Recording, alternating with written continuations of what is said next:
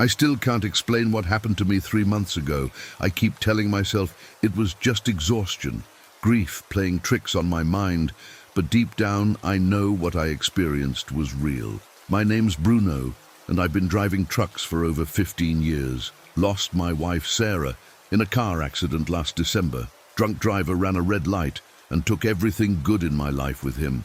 Since then, I've been living day by day, taking longer routes just to avoid going home to that empty house. The company's been understanding about my erratic schedule, probably feeling sorry for me more than anything. I'd been on the road for nearly 18 hours that night, hauling freight from Phoenix to Denver, when the storm hit harder than anything I'd seen in years. Rain was coming down so hard, my wipers couldn't keep up, and the wind was rocking my rig like it was made of paper.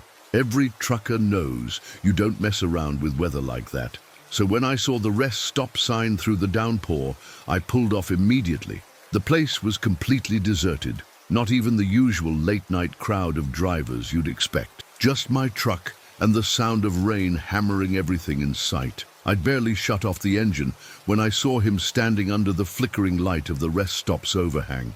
Guy in a perfectly pressed black suit. Not a drop of rain on him, despite the storm raging around us. That should have been my first red flag, but grief makes you notice less and care even less about things that don't make sense. He was tall, maybe 6'2", with dark hair slicked back and these eyes that seemed to catch light even in the dim glow of that busted fluorescent bulb. When he walked toward my truck, his movements were too smooth, too controlled, like he was gliding instead of walking through puddles and mud. I rolled down my window as he approached, and he smiled at me with teeth that were too white, too perfect. "Rough night for driving," he said, his voice carrying easily over the storm. "Mind if I catch a ride?" My car broke down about 10 miles back. Something in my gut told me to say no, to just drive away, but I'd always been the type to help people in need. Sarah used to say it was my best and worst quality rolled into one, so I unlocked the passenger door and watched him climb in like he owned the place. The first thing that hit me was how he didn't smell like rain or wet clothes, even though he'd been standing out there in the storm. Instead, there was this strange scent, like expensive cologne, mixed with something I couldn't place, something that reminded me of burnt matches. He settled into the passenger seat without adjusting anything, didn't even buckle his seatbelt, just sat there looking straight ahead, with his hands folded in his lap. "Name's Lucifer," he said casually, like he was telling me the weather forecast. I almost laughed, figured it was some kind of nickname truckers or bikers give themselves to sound tough. "Bruno," I replied, starting up the engine. "Where you headed?" He turned to look at me then, and I swear those eyes seemed to glow in the dashboard light. "Same direction as you, I imagine. Denver's a long way from here." I hadn't mentioned Denver to him, but maybe he saw my manifest or heard me talking on the radio earlier. Truckers talk and word travels fast on these routes. Still, something about the way he said it made my skin crawl, like he knew more about my route than just overhearing radio chatter. We pulled back onto the highway, and the storm seemed to get worse instead of better. Visibility was almost zero, and I had to slow down to barely 40 miles per hour just to stay on the road. But this guy, Lucifer, he just sat there, calm as could be, not even flinching when lightning lit up the sky or when thunder shook the whole truck. Most passengers get nervous when the weather gets bad, start making small talk or asking if we should pull over. Not him. He just stared out the windshield like he was watching a movie he'd seen 100 times before. "You know, Bruno," he said after about 20 minutes of silence, his voice cutting through the noise of the storm like it was nothing. "I couldn't help but notice that wedding ring you're still wearing. Heard about your wife. Terrible thing what happened to her." My blood went cold. I hadn't told him about Sarah, hadn't mentioned her to anyone on this route. Hell, I barely talked to other drivers anymore unless it was about load schedules or road conditions. "How do you know about that?" I asked, trying to keep my voice steady while my hands gripped the steering wheel tighter. He smiled that perfect smile again, and in the lightning flash, his teeth seemed sharper than before. "Word travels fast in small circles, my friend. Tragedy has a way of making news, doesn't it?" I didn't buy his explanation for a second, but I wasn't about to start an argument with a stranger in my cab during a storm like this. Instead, I focused on the road and tried to ignore the way he kept staring at me from the corner of my eye. We drove in silence for another hour, the storm refusing to let up, when he suddenly spoke again. You know what I find interesting about grief, Bruno? It makes people so receptive to possibilities they'd normally dismiss. He reached into his jacket, and I still don't know how that suit stayed so perfectly dry, and pulled out what looked like a thick envelope. For instance, what would you say if I told you I could make all your financial troubles disappear? That insurance payout from Sarah's accident, it wasn't nearly enough to cover everything, was it? The medical bills from her time in the hospital, the funeral costs, the mortgage payments you're behind on. Again, information he shouldn't have known. My heart started pounding, but not just from fear, from the accuracy of what he was saying. I was 3 months behind on the house payments, had credit cards maxed out from trying to keep up with everything after Sarah died. The life insurance barely covered half of what I owed, and the trucking company's insurance was fighting me on every medical bill from her week in intensive care before she passed. He held up the envelope, and even in the dim light of the cab, I could see it was stuffed thick with what looked like $100 bills. $50,000, Bruno. Cash. No questions asked, no strings attached. Well, almost no strings. That smile again, but this time it didn't reach his eyes. All I'd need in return is one small thing. That wedding ring you're wearing. The one that's cutting into your finger because you've gained weight since Sarah died. The one that reminds you every day of what you've lost instead of what you had. I looked down at my left hand gripping the steering wheel. He was right. The ring had gotten tight over the past few months. I'd been eating truck stop food and drinking more than I should, and my hands had gotten puffy. But Sarah had put that ring on my finger 12 years ago, and I'd never taken it off. Not once. That's sick, man, I said, my voice shaking with anger.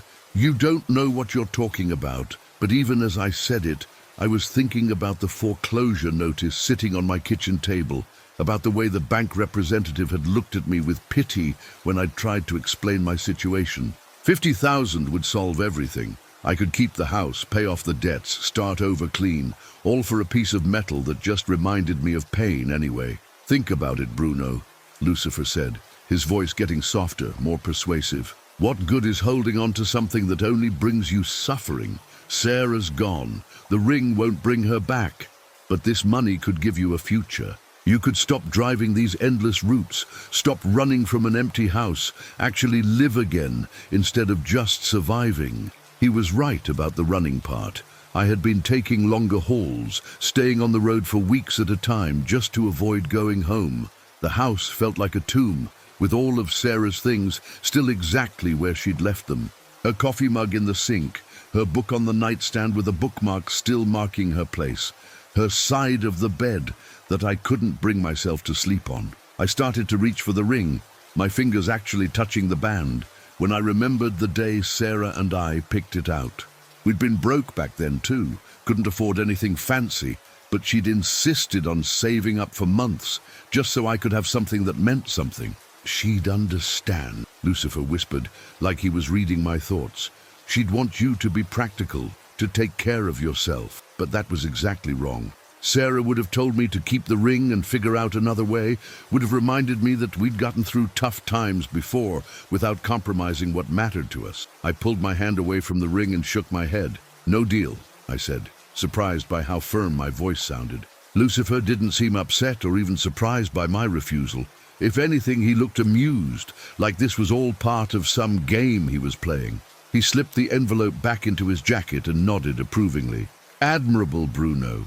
Really, most people would have taken that deal without a second thought. You're stronger than I gave you credit for. The way he said it didn't feel like a compliment, though. It felt like he was sizing me up for something bigger.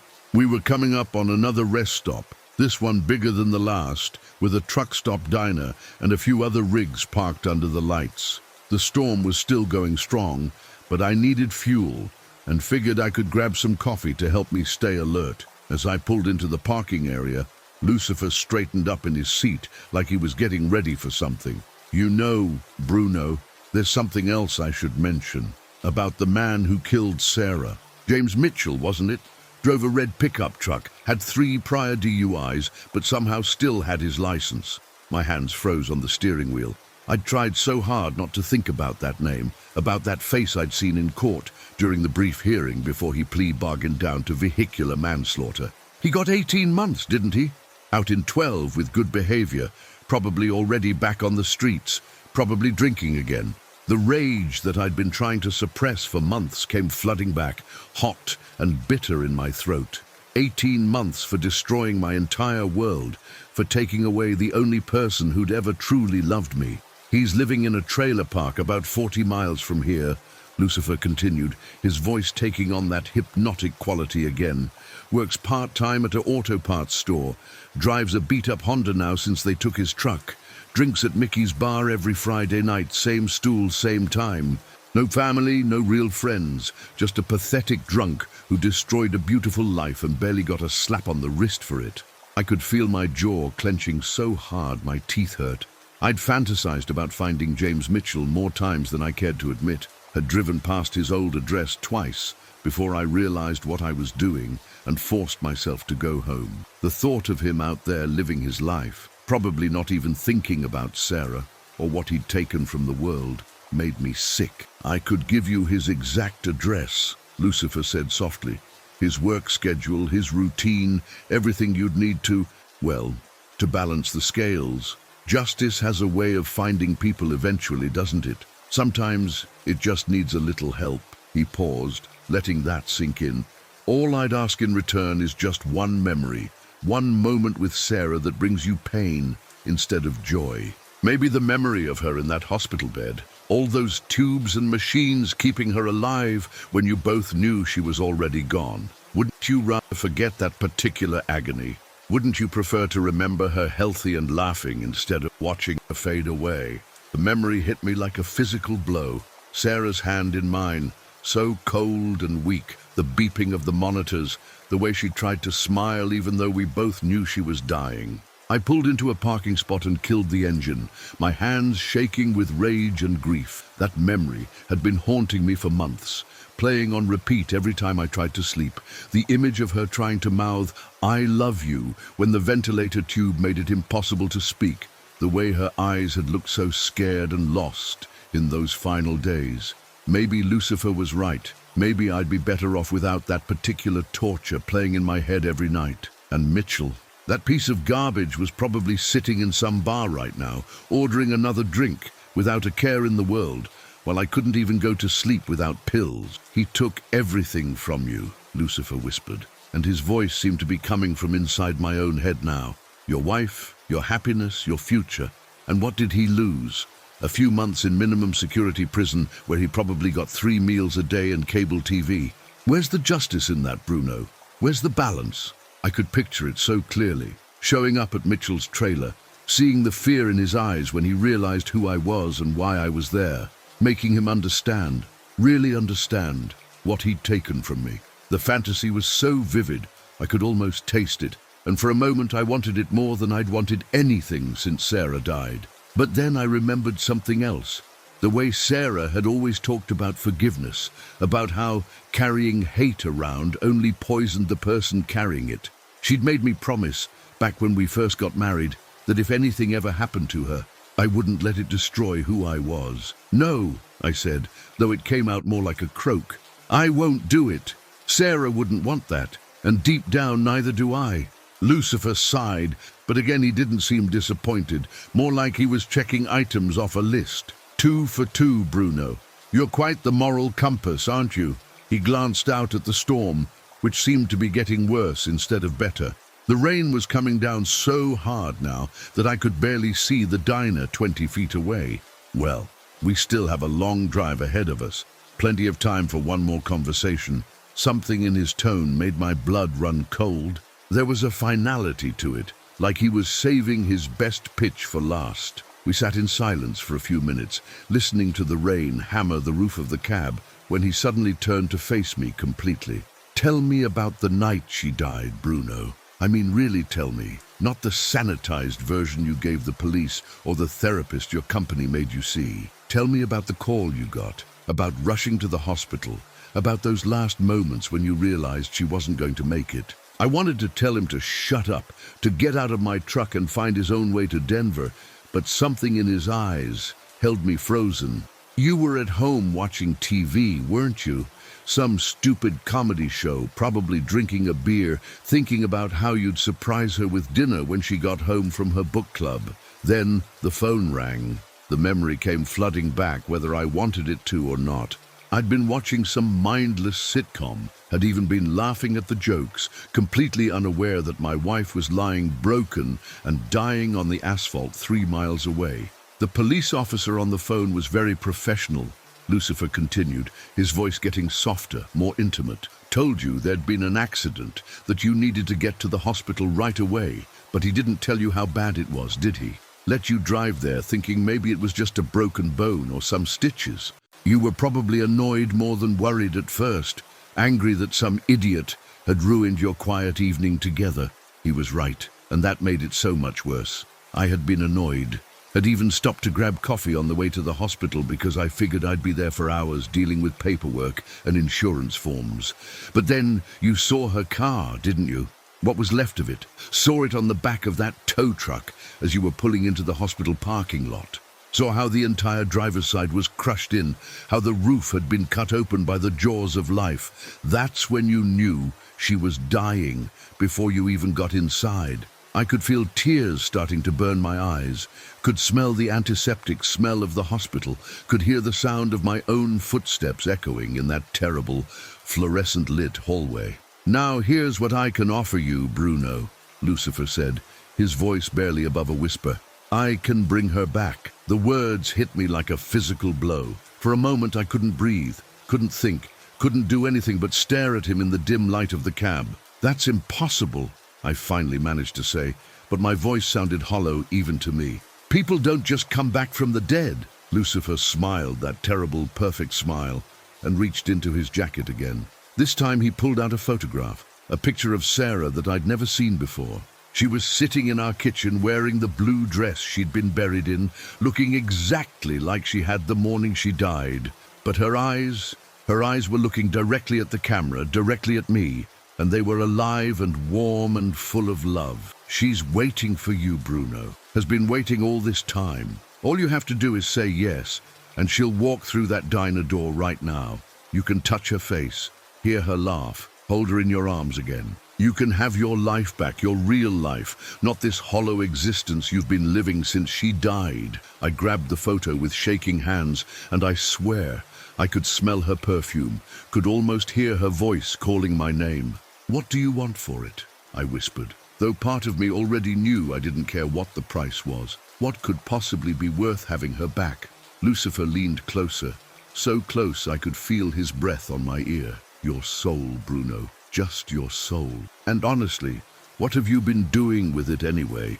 You've been dead inside for months. At least this way, your death would have meaning. Sarah gets to live, gets to finish all those books she never got to read, gets to plant that garden she was always talking about. You get to see her happy again, even if it's only for a little while, before the terms of our agreement come due." I stared at that photograph until my eyes burned, memorizing every detail of her face, the way her hair fell across her shoulder, the little scar on her chin from when she'd fallen off her bike as a kid. This was really her, somehow, impossibly her, and she was waiting for me, just like he said. All I had to do was sign away something I wasn't even sure I believed in anymore. What was a soul, anyway? Some religious concept that might not even exist. And if it did exist, what good was it doing me now? I was already living in hell, already dead in every way that mattered. "She's right there," Lucifer whispered, pointing toward the diner. "Waiting for you to make the choice that will bring her home. Waiting for you to love her enough to make the sacrifice. Isn't that what love is, Bruno? Sacrifice? Putting someone else's happiness above your own, even if it costs you everything?" I looked toward the diner, and through the rain-streaked window, I could swear I saw a figure in blue sitting at one of the booths. My heart was pounding so hard I thought it might explode, and my hand was already reaching for the door handle when I stopped. Something Sarah had said to me once during one of our late-night conversations about life and death and what comes after. She'd made me promise that if anything ever happened to her, I wouldn't try to follow her, wouldn't throw my life away grieving. Live for both of us, she'd said. Live the life we planned together, even if you have to live it alone. That's how you honor what we had. And I realized that bringing her back like this, through some deal with whatever this thing was, wouldn't be honoring our love. It would be destroying it. No, I said, and this time my voice was steady, certain. I won't do it. Sarah's gone, and I have to learn to live with that. She wouldn't want to come back this way, and she wouldn't want me to damn myself to make it happen. I handed the photograph back to Lucifer, though it felt like ripping my heart out all over again. Keep your deals. I'll find my own way to heal. For the first time since he'd gotten in my truck, Lucifer looked genuinely surprised. Then he started laughing. Not the friendly chuckle of before, but something cold and bitter that made my skin crawl.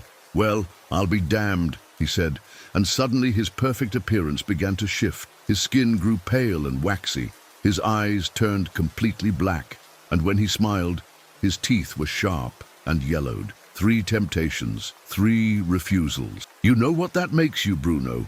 Either the most boring man I've ever met, or one of the few genuinely good ones left. The temperature in the cab dropped 20 degrees in an instant, and I could see my breath fogging in the air. Consider this a freebie.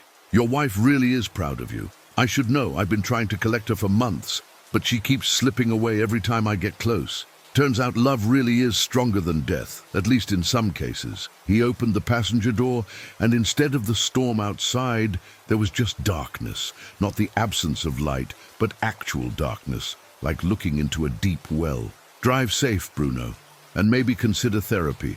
You've got some serious issues to work through, but at least now you'll be working through them with your soul intact. He stepped out into that impossible darkness and was gone, taking the unnatural cold with him. The storm was still raging outside, but it looked normal now. Just rain and wind and lightning, not the supernatural fury it had seemed like when he was in the cab with me. I sat there for maybe 10 minutes, shaking and trying to process what had just happened, when I realized the photo was still in my hand.